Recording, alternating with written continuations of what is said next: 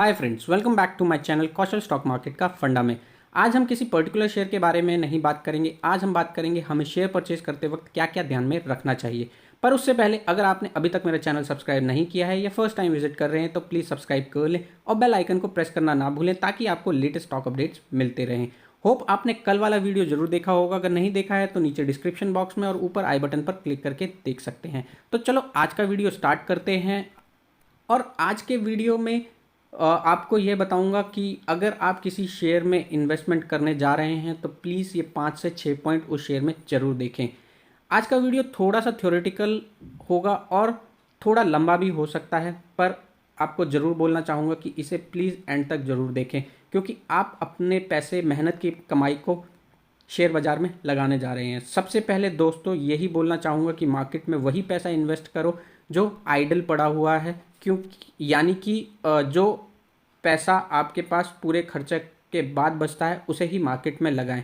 ऐसा नहीं है कि मार्केट में बुल रन चल रहा है तो आप अपनी आधी सैलरी या एफडी ब्रेक करके मार्केट में लगा दें, तो बता दूं ये एक गलत है। वहीं कुछ लोग ऐसे भी होते हैं जो मार्केट में बुल रन देखते हुए मार्केट से लोन पिक करते हैं और उसे शेयर बाज़ार में लगा देते हैं, तो बता दूं ये भी एक बहुत गलत काम है, क्योंकि जब लॉस होगा तो आपको बहुत बुरा लगेगा। अभी तो मार्केट में बुल रन है तो आप पैसा डबल होते हुए देख रहे हैं, पर ऐसा नहीं है कि बुल रन हमेशा लगातार बना रहेगा। किसी दिन बेयर भी हावी होंगे मार्केट में, तब आप सर पकड़कर बैठ जाओगे। तभी बोलता हूं दोस्तों कि फंडामेंटल स्ट्रॉन्ग शेयर्स के साथ रहो ताकि बेयर ट्रेंड आने पर भी आपका पोर्टफोलियो थोड़ा बहुत मूवमेंट दिखाता हुआ दिख जाए। ज़रूरी नहीं है लाखों से स्टार्ट करना है, आप छोटे अमाउंट से भी स्टार्ट कर सकते हैं, जैसे मैंने स्टार्ट किया था और आज मेरा पोर्टफोलियो अच्छा खासा चलता हुआ दिख रहा है। तो कहने का मतलब सिर्फ इतना है कि आप अपनी रिस्क कैपेबिलिटी के हिसाब से इन्वेस्ट करें, क्योंकि सबकी रिस्क टेकिंग कैपेबिलिटी अलग अलग होती है, जो मैं बेसिकली अपने हर वीडियो में बोलता हुआ दिख जाता हूँ। बता दूं दोस्तों, ये पॉइंट मैंने भी किसी से सीखे हैं और मैं इन्हें अप्लाई भी करता हूँ बिफोर एनी इन्वेस्टमेंट। तो अब मैं आपको भी ये बताना चाहूँगा, क्योंकि कहते हैं नॉलेज बांटने से ही बढ़ती है। स्टार्ट करते हैं अपने पहले पॉइंट से, तो वो है किसी भी कंपनी का चार्ट पैटर्न ज़रूर देखें।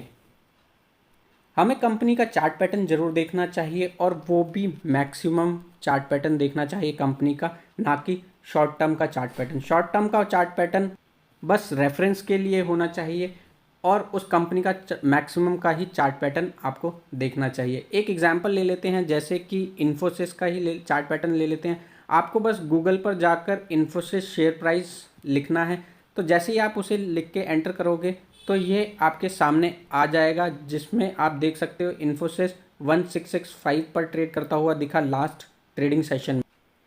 और आप अगर देखोगे तो इस चार्ट पैटर्न में आपको मैक्सिमम दिखेगा। आप इस पर क्लिक करोगे तो आपको मैक्सिमम का चार्ट पैटर्न दिखने लगेगा। अगर यहाँ देखो तो इसका चार्ट पैटर्न ऊपर ही जाता हुआ दिख रहा है, तो आपको ये समझ आ जाएगा कि ये company year on year growing mode में काम करती हुई दिख रही है।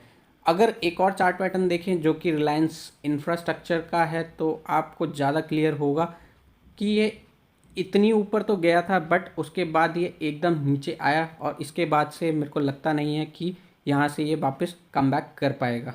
तो आपको चार्ट पैटर्न देख के समझ आ जाएगा कि कौन सा शेयर कैसा काम करता हुआ दिख रहा है। तो सबसे पहले चार्ट पैटर्न देखना है और उसका ट्रेंड देखना है कि वो लेफ़्ट से राइट इन ग्रीन होना चाहिए, ना कि नीचे की तरफ आता हुआ रेड में हो।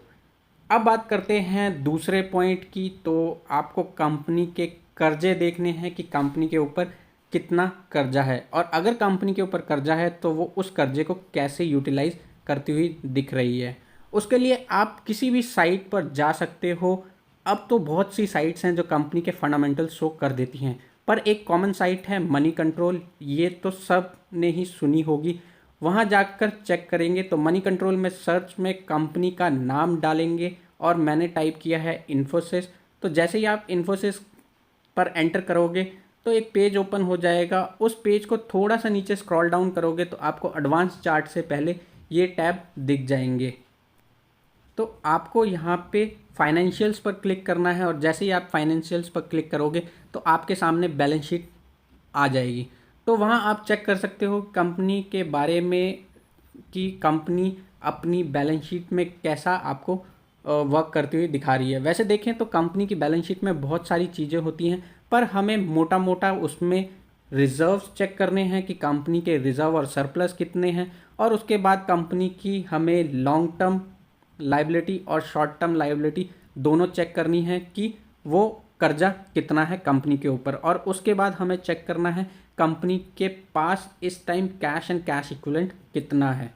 ये सब चेक करने के बाद हमें चेक करना है तीसरा पॉइंट, और वो है प्रमोटर्स एफआईज और डीआईज की होल्डिंग, और वो आप मनी कंट्रोल पर ही चेक कर सकते हो या स्क्रीनर एक साइट है उस पर भी आप जाकर चेक कर सकते हो। तो जैसे ही आप मनी कंट्रोल पर शेयर होल्डिंग पर क्लिक करोगे, ये वाला टैब जो पहले था, अगर उसमें शेयर होल्डिंग पर क्लिक करोगे तो आपको मनी कंट्रोल उस कंपनी के शेयर होल्डिंग पैटर्न पर ले जाएगी जो कि ऐसे दिखेगी।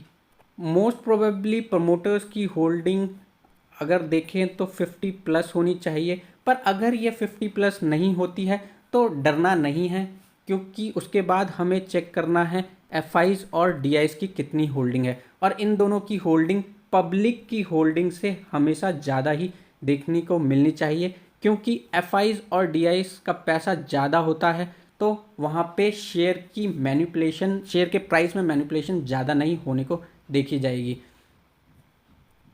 क्योंकि एफआईज और डीआईज मोस्टली म्यूचुअल फंड्स में ऑपरेट करते हुए दिख जाती हैं, और वो कंपनी हमेशा चाहेंगी कि वो अपने कस्टमर्स को अच्छा पैसा रिटर्न करके दे।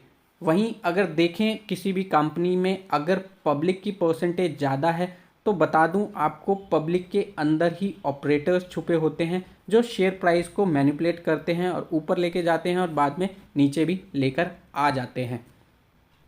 तो देख लेते हैं पब्लिक की होल्डिंग वाले एक शेयर को। तो आप यहाँ देख सकते हो कि पब्लिक की होल्डिंग 87.61% है। वहीं अगर बात करें प्रमोटर्स की तो सिर्फ 4.98% है, और फॉरेन इन्वेस्टर्स इसमें 1.89% के ही हैं। तो इसी में जैसे मैंने अभी बताया कि पब्लिक के अंदर ही ऑपरेटर्स छुपे होते हैं, तो वो अपने शेयर्स को मैनिपुलेट आराम से कर सकते हैं। और साथ ही साथ प्रमोटर होल्डिंग में ये ज़रूर चेक करना है कि प्रमोटर्स ने कोई शेयर गिरवी तो नहीं रखे हैं, और ये हमारा चौथा चेक होगा कि प्रमोटर्स ने कोई प्लेज तो नहीं रखा है। तो यहाँ एक शेयर में आपको देख सकते हो कि इस शेयर के प्रमोटर्स जो हैं 33.39% हैं, और इन्होंने कोई भी प्लेज नहीं रखा हुआ है। वहीं दूसरी कंपनी जो कि पब्लिक, इसमें 87.61% है और प्रमोटर्स इसमें 4.98% हैं। बट वहीं अगर देखो तो 4.98% में से भी 94% के शेयर प्रमोटर्स ने गिरवी रखे हुए हैं। तो आपको ये भी ज़रूर देखना है कि प्रमोटर्स ने कोई शेयर गिरवी तो नहीं रखा है। और अगर स्क्रीनर साइट पर जाकर चेक करते हो तो आप वहाँ पे ब्रेकअप के साथ देख सकते हो क्वार्टर ऑन क्वार्टर कि किस क्वार्टर में किसने कितना स्टेक बढ़ाया है या किसने कम किया है। लास्ट बट नॉट लीस्ट, आपको यह ज़रूर चेक करना है कि कंपनी का बिजनेस क्या है, कंपनी करती क्या है, और अगर आप किसी शेयर में पैसा लगा रहे हैं तो आपको उसके बिज़नेस के बारे में ज़रूर पता होना चाहिए। ये नहीं कि आपको उसके बिज़नेस का पता ही नहीं है और मैनेजमेंट में कौन कौन है आपको पता ही नहीं है। ये इसलिए बोल रहा हूँ, अगर कभी भी मार्केट में थोड़ा बहुत करेक्शन आता है और वो शेयर नीचे आता है तो सबसे पहले आप ही उस शेयर को सेल करके निकल जाओगे। अगर आपको पता है कि ये कंपनी का बिजनेस क्या है और फ्यूचर में उसकी कैसी डिमांड है तो आप उस शेयर से सेल नहीं करोगे, क्योंकि आपको पता है कि वो शेयर अच्छा खासा कमबैक कर सकता है अगर वो फंडामेंटली स्ट्रॉन्ग शेयर है। तो ऐसा नहीं है कि फंडामेंटल स्ट्रॉन्ग शेयर गिरते नहीं हैं, वो गिरते हैं पर स्ट्रांगली कमबैक भी करते हैं। जैसे कि ये शेयर है जो करीबन यहाँ पे गिरा, यहाँ गिरा हुआ है, यहाँ गिरा है, यहाँ गिरा है, यहाँ पे गिरावट है, यहाँ छोटी छोटी गिरावट है। तो बता दूं ये जो गिरावट हैं वो आपको छोटी गिरावटें दिख रही हैं, पर ये गिरावट कम से कम 15 से 20% की है। और इस शेयर ने इन गिरावटों के बाद भी कमबैक किया और आज ये अपने ऑल टाइम हाई पर चलता हुआ दिख रहा है। और बात करें फंडामेंटल वीक शेयर की, तो इन्हें काफ़ी टाइम लग जाता है वापस रिकवर होने में, और कुछ शेयर तो रिकवर भी नहीं कर पाते हैं। जैसे कि आप देख सकते हो, ये 2008 के रिसेशन में नीचे आया था, थोड़ा सा ऊपर गया और उसके बाद से ये नीचे ही चलता हुआ दिख रहा है और ये लगता भी नहीं है कि वापस खड़ा हो पाएगा। तो बता दूं, ऐसे ही शेयर पेनी स्टॉक्स में सबसे ऊपर आ जाते हैं, क्योंकि इनमें ही रिटेल इन्वेस्टर्स को बताया जाता है कि ये कंपनीज़ में अब कुछ अच्छी न्यूज़ आ रही हैं, जिसके चलते इस कंपनी में अच्छी खासी तेज़ी देखने को मिलेगी और रिटेल इन्वेस्टर्स इसमें इन्वेस्टमेंट कर लेते हैं और इसमें ऑपरेटर्स माल बेच के निकल जाते हैं और रिटेल इन्वेस्टर्स इसमें फंस जाते हैं। देखें, अभी मार्केट में बुल रन चल रहा है, तो अभी पता नहीं चलेगा कि कौन गधा है और कौन घोड़ा है, क्योंकि अभी सारे ही शेयर अच्छे खासे भाग रहे हैं। अगर एक बार मार्केट में क्रैश आएगा तो ये सारे शेयर नीचे आ जाएंगे, पर जो फंडामेंटली स्ट्रॉन्ग शेयर होगा वो फिर से कमबैक करता हुआ दिखेगा, क्योंकि उसके फंडामेंटल्स अच्छे थे। अगर ये बियर बुल पर हावी हो जाता है तो कुछ शेयर्स ऐसे होते हैं जो बुल रन में अच्छे खासे भागते हुए दिख जाते हैं, पर वो जैसे ही बेयर आते हैं तो उसमें वो अपने हाइबरनेशन मोड पर चले जाते हैं और वो वापस बुल रन आने का इंतज़ार करते हैं तेज़ी के लिए। जैसे कि आप इन शेयर्स में देख सकते हो कि ये करीबन एक ही लाइन में चलते हुए दिखे, बट 2020 के बाद इसमें अच्छी खासी तेज़ी देखने को मिली आफ्टर बुल रन। तो फिर से यही बोलना चाहूँगा कि मार्केट में इन्वेस्ट कर रहे हो तो लॉन्ग रन के लिए इन्वेस्ट करें, क्योंकि अगर आपको अच्छे रिटर्न चाहिए तो लॉन्ग टर्म के लिए ही इन्वेस्ट करें। प्लस आप में पेशेंस होना चाहिए शेयर में इन्वेस्ट करने के बाद। मैं इसके लिए आपको एक एग्जांपल दे देता हूँ। फॉर एग्जांपल, आप एक पौधा उगाते हैं तो आप उसमें एकदम से रिटर्न की अपेक्षा नहीं करते हैं, आप उसमें पानी देते हैं और आप उसे इन्वायरमेंट से भी बचाते हैं। जैसे ही वो पेड़ बड़ा होता है तो वो पेड़ आपको फल देता है। उसी तरह से शेयर्स में भी अगर आप लॉन्ग टर्म रहोगे तो शेयर्स भी आपको अच्छे खासे फल देते हैं in form of dividend, bonus और स्प्लिट के हिसाब से आपको वो फल देते हैं। पर उसके लिए आपको फंडामेंटल स्ट्रॉन्ग शेयर्स में रहना होगा, क्योंकि अगर कंपनी में अच्छे खासे नेट प्रॉफिट अर्न करेगी तभी आपको बोनस और डिविडेंड देखने को मिलेगा। तो फाइनली कहना चाहूँगा कि आप अपने पोर्टफोलियो की चिंता करें, ना कि मार्केट के क्रैश की, क्योंकि अगर आपके पोर्टफोलियो में अच्छे फंडामेंटल स्ट्रॉन्ग शेयर्स होंगे तो आपका पोर्टफोलियो बहुत जल्द कमबैक भी उतनी ही तेज़ी से करेगा। तो हमें फाइनली इन कुछ पॉइंट्स पर हमेशा याद रखना है शेयर्स को परचेज करते वक्त, जो कि कंपनी का चार्ट पैटर्न देखना है, कंपनी के डेट्स देखने हैं कि कंपनी कर्जे में कितनी है, वहीं प्रमोटर एफआईज डीआईज की होल्डिंग देखनी है कंपनी में, और साथ ही साथ देखना है कि प्रमोटर्स ने कोई शेयर गिरवी तो नहीं रखा है, और कंपनी के बारे में ज़रूर जानना है कि वह क्या काम करती है। तो आशा करता हूँ आपको यह वीडियो पसंद आया होगा। सो प्लीज़ सब्सक्राइब, लाइक और share this video. Thank you very much and फिर मिलेंगे। Till then stay safe, stay healthy. जय